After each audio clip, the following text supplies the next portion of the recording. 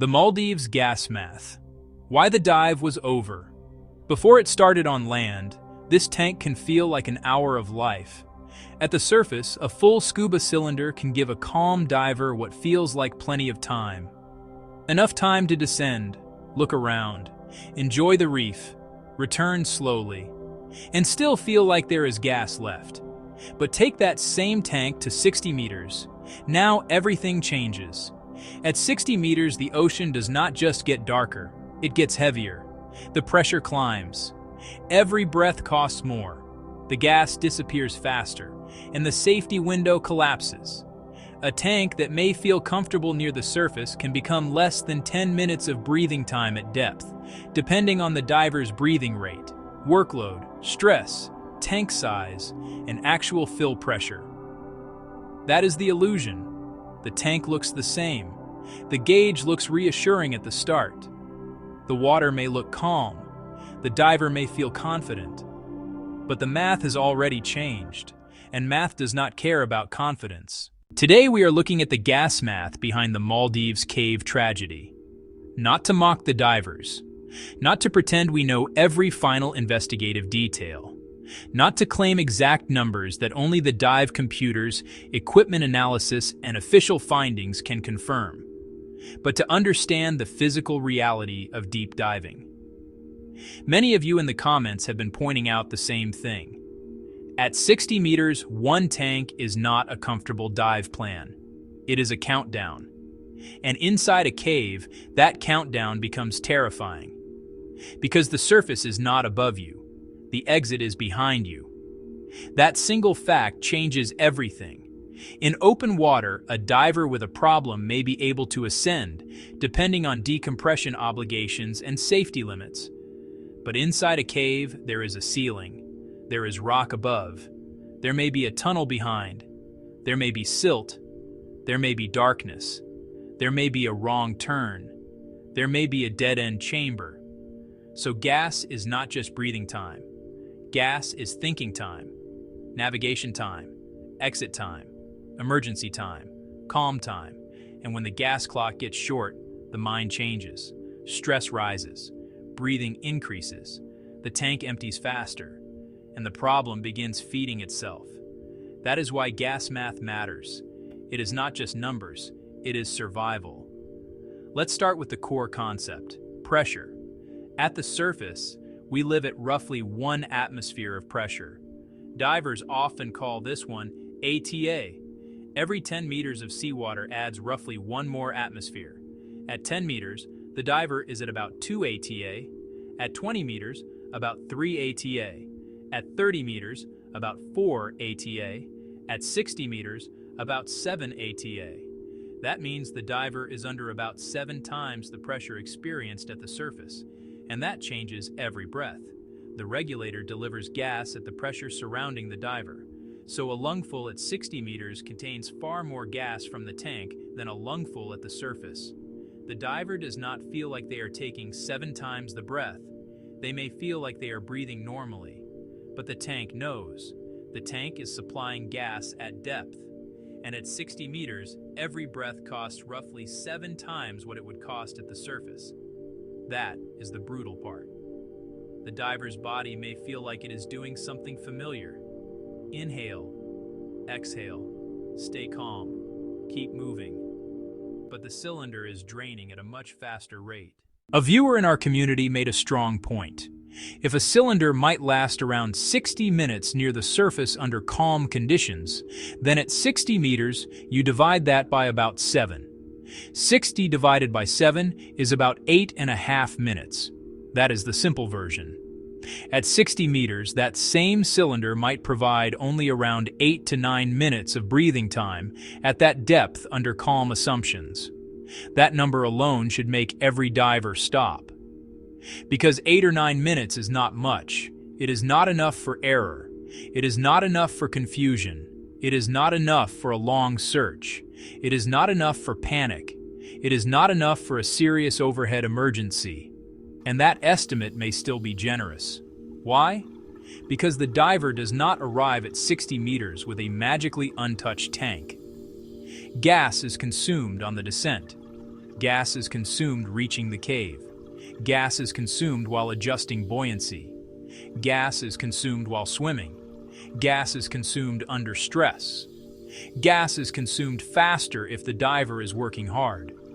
Gas is consumed faster if the current is involved. Gas is consumed faster if the diver becomes anxious. And in a cave, gas must also be saved for the exit.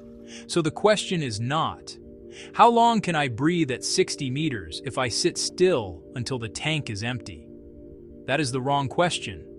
The real question is, how much usable gas do I have to enter, turn around, exit, handle a problem, assist another diver, and reach a safe ascent plan? That is where the math becomes unforgiving. Let's build a rough example. These are not official numbers. They are educational estimates. Assume a diver has a standard cylinder. Assume that near the surface, under calm conditions, that cylinder might be thought of as roughly 60 minutes of breathing time. Again, this depends heavily on the diver, tank, pressure, workload, and breathing rate. But use it as a simple teaching model. Now send that diver to 60 meters. At 60 meters, pressure is about 7 ATA. That means the gas time at that depth may collapse from 60 minutes to about 8.5 minutes. Now subtract the gas used getting down. A descent to 60 meters takes time. The diver is not instantly transported there. During descent, pressure increases with depth. The average pressure from the surface to 60 meters is not 1 ATA. It is closer to about 4 ATA across the descent. If a descent takes several minutes, the diver has already burned a significant amount of surface equivalent gas before even reaching the cave. If the diver spends 5, 6, or 7 minutes descending and positioning near the cave entrance, that can consume a large part of the cylinder's useful gas. Then remember, the diver still has to return. The return is not free. The exit route must be swum. The ascent must be controlled. And if the dive profile creates decompression obligations, the diver may not be able to safely go straight to the surface. This is why deep dive planning is not casual. The deeper you go, the more the gas plan has to be built around the return, not the entrance. A dangerous dive can feel possible on the way in. That is the trap. It is easy to start a dive. It is much harder to guarantee the exit. Now let's talk about the rule of thirds. In overhead environments, divers often discuss the rule of thirds as a basic gas planning principle.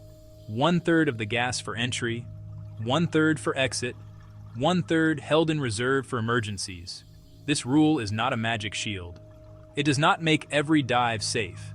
It must be applied correctly with the right equipment, team setup, depth, gas consumption, and emergency planning. But it gives a simple way to understand the problem. If a diver has only one cylinder and goes to 60 meters, 1/3 of that tank at depth is not a lot of time. If the entire tank gives perhaps 8 or 9 minutes at 60 meters under calm assumptions, then 1/3 is only around 3 minutes. 3 minutes in, 3 minutes out, 3 minutes emergency. That is an incredibly small window. And even that assumes the tank is still full at 60 meters, which it is not. It also assumes calm breathing, no stress, no delay, no silt, no wrong turn, no current, no sharing gas, and no equipment issue. Real emergencies do not respect perfect assumptions. Inside a cave, 3 minutes can disappear instantly. A diver pauses. A light fades. A teammate signals. Silt rises. Someone turns the wrong way. The group slows. Someone breathes faster. Now the math changes again. This is why people say the dive was over before it started. Not because anyone knew the exact final moment, not because we have all the evidence yet, but because the margin described by this kind of profile is so brutally small. If the dive was truly at deep technical depths inside an overhead environment using single recreational-style cylinders, then the plan could not tolerate even a small problem. And cave diving is built on the assumption that problems can happen. A safe plan must survive failure. This one mathematically may not have had enough room.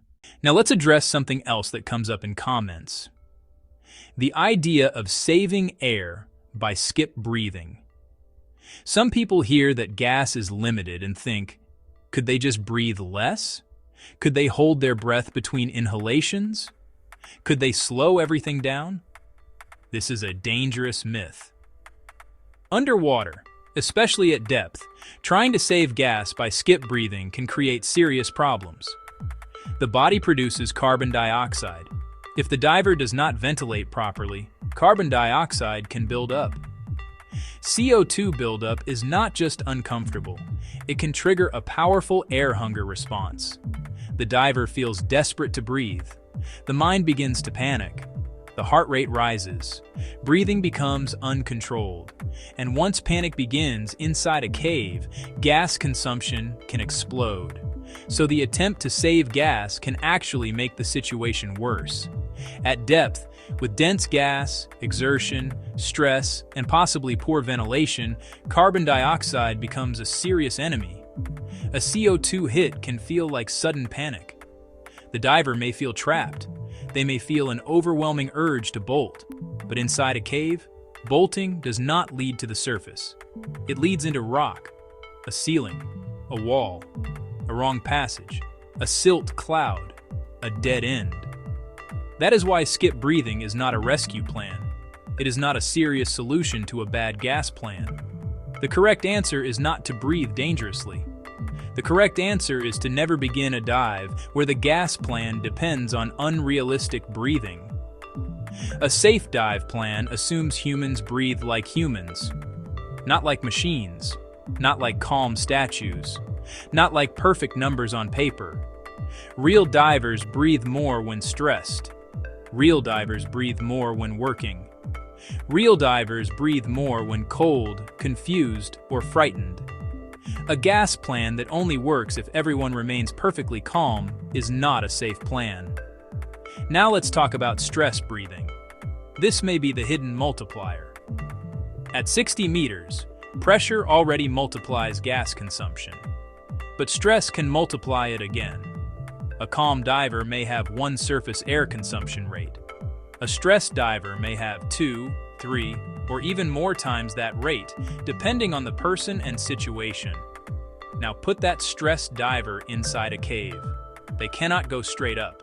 They may not see the exit. Their light may be weak.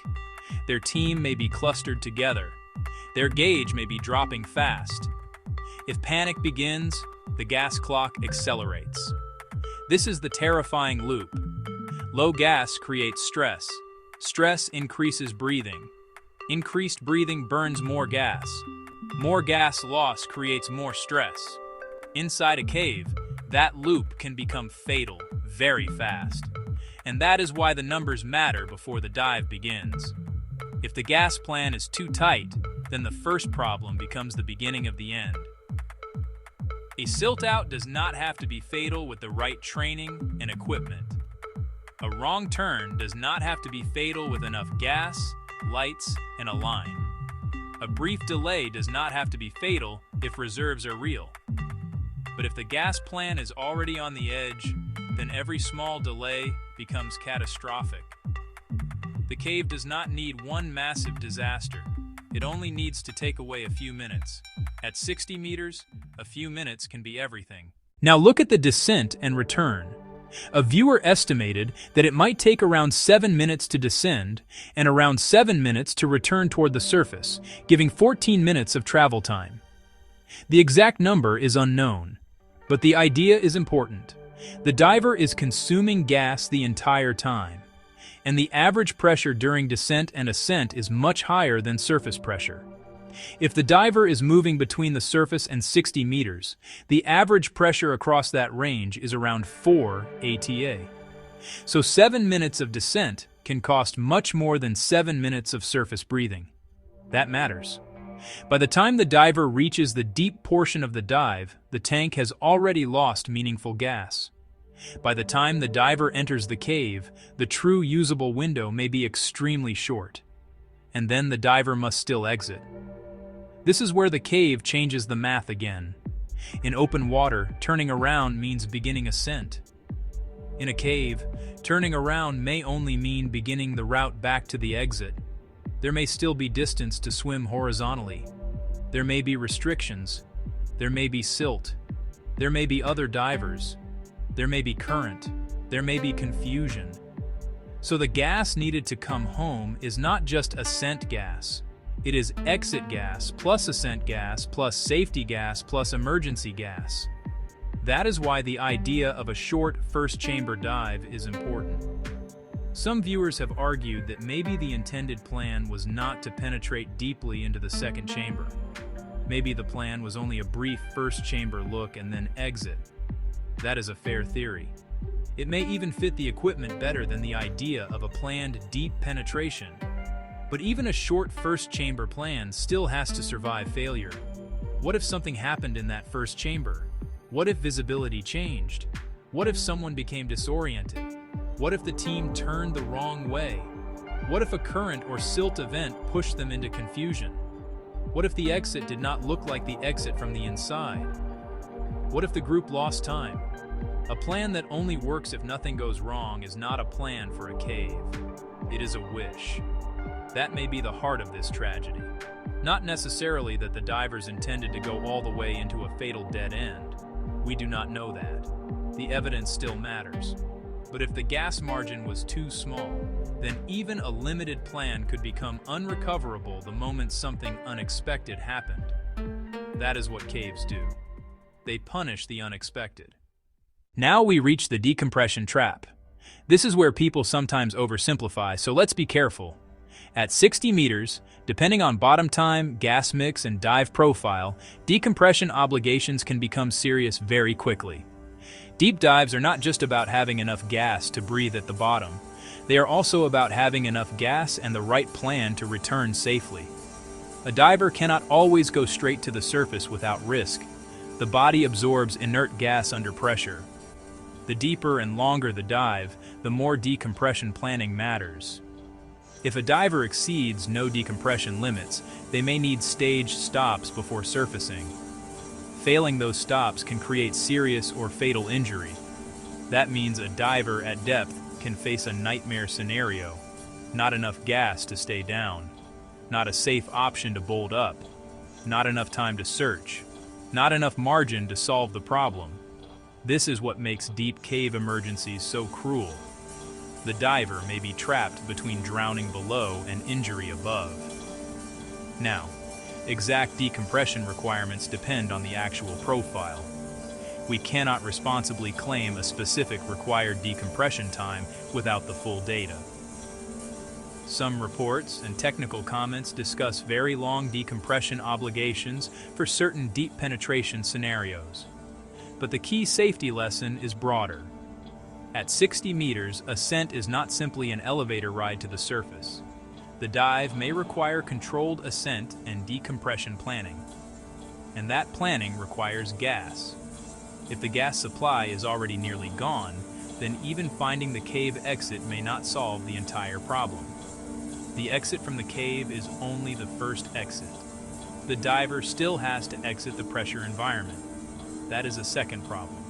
So the math is not just, do they have enough gas to swim out? The math is, do they have enough gas to swim in, turn, swim out, handle failure, reach ascent, complete required stops, and survive the entire profile? That is a much harder equation. And with one standard cylinder at 60 meters in a cave, the answer becomes extremely difficult to defend. This is why technical divers use different equipment: twin sets, side mount, stage cylinders, decompression gases, redundant regulators, redundant computers, careful gas switches, strict turn pressures, a team plan, a line, a disciplined exit strategy. Not because they enjoy carrying more gear, because physics demands it. The deeper and more complex the environment, the more the diver must bring the surface with them. Gas is the surface. Light is the surface. The line is the surface. Training is the surface. Without those, the diver is just visiting a place that may not let them leave. Now let's return to the viewer's calculation. The viewer estimated that, after descent and return gas are considered, the divers may have had only around 6 minutes of effective cave time at 60 meters. Is that exact? No. It depends on too many unknowns.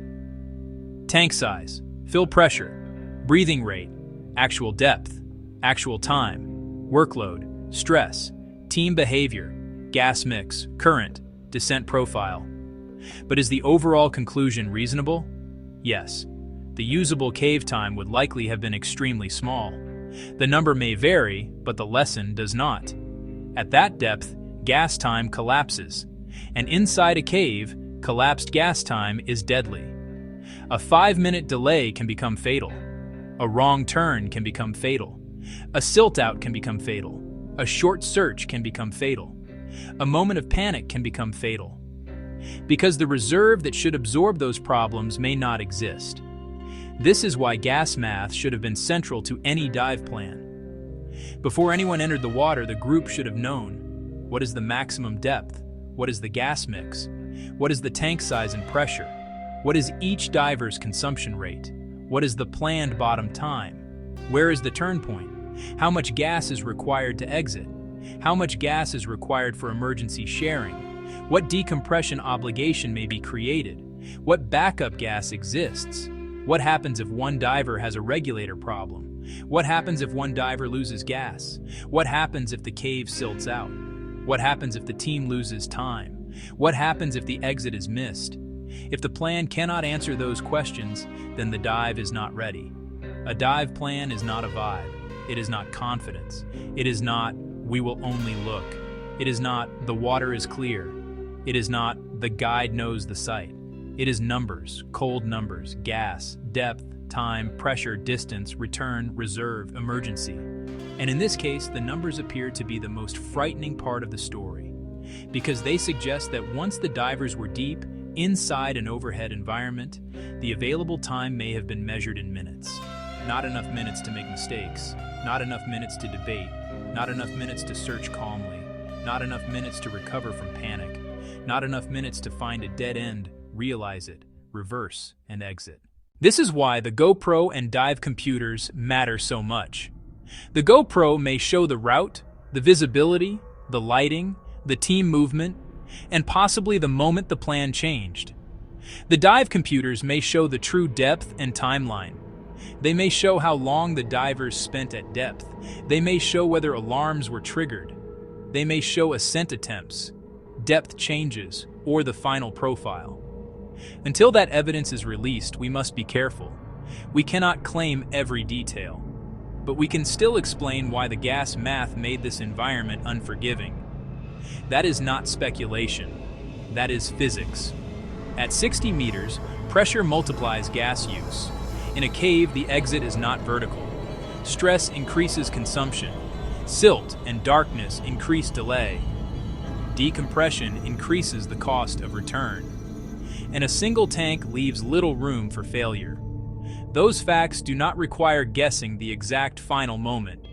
They explain why the final moment became so hard to survive. Now let's address a painful point. Some viewers say, how could 5 divers all make the same mistake? That is a fair question. It is hard to imagine. One person misjudging a dive is easy to understand. 5 people continuing into a dangerous situation feels harder to explain. But groups can make bad decisions together. Group confidence can be contagious. Authority can silence doubt. A shared goal can make red flags feel smaller. A dive that feels questionable to one person may feel acceptable because everyone else seems calm. And once underwater, a group may follow movement more than analysis. If one diver leads into a passage, the others may follow. If one diver delays turning, the others may delay. If one diver misreads the route, the group may inherit the error. This is why team diving is not automatically safer. A good team improves safety. A bad team dynamic multiplies risk. The gas math does not care whether one person or 5 people believe the plan. If the plan is wrong, the group runs out of gas together. That is the cruel truth. Physics is not democratic. It does not change because several people agree. The tank still empties. The pressure still multiplies every breath. The cave still blocks the surface. The decompression obligation still exists. The exit still has to be found. And if the group waits too long, the math closes the door. So what should viewers take from this? Not that diving is impossible. Not that every deep diver is reckless. Not that every cave is a death sentence. The lesson is that technical environments require technical planning. A reef dive is not a cave dive. A shallow dive is not a 60-meter dive. A full tank is not enough gas. A confident team is not a gas plan. A beautiful ocean is not a safety system. The right question is never, can we get there? The right question is, can we get back if something goes wrong? That is the question the math answers. And if the answer is no, the dive should not happen. No amount of curiosity changes that. No amount of experience changes that. No amount of peer pressure changes that. No view, no footage, no cave, no chamber, no discovery is worth entering a place you cannot reliably leave. That is why the gas math matters. It strips away drama. It strips away ego. It strips away opinion. It leaves only the cold reality. How much gas? At what depth? For how long? With what reserve? For what emergency? And what exit? If those numbers do not work, the dive is already over before it begins. In the Maldives tragedy, the final official investigation will determine the exact timeline, the exact equipment, the exact dive profiles, and the exact chain of events. But the safety lesson is already clear enough to matter. At 60 meters, time disappears. Inside a cave, the surface disappears. Under stress, gas disappears faster. And when all three happen together, survival depends on a plan strong enough to survive the worst moment of the dive. If the plan only works when everything goes right, it is not a plan. It is a countdown. And underwater, countdowns do not stop for hope. So the next time you see a single tank sitting on a boat, remember this. At the surface, it may look like an hour. At 60 meters, it may be less than 9 minutes. And inside a cave, those minutes may be the only thing standing between the diver and the dark.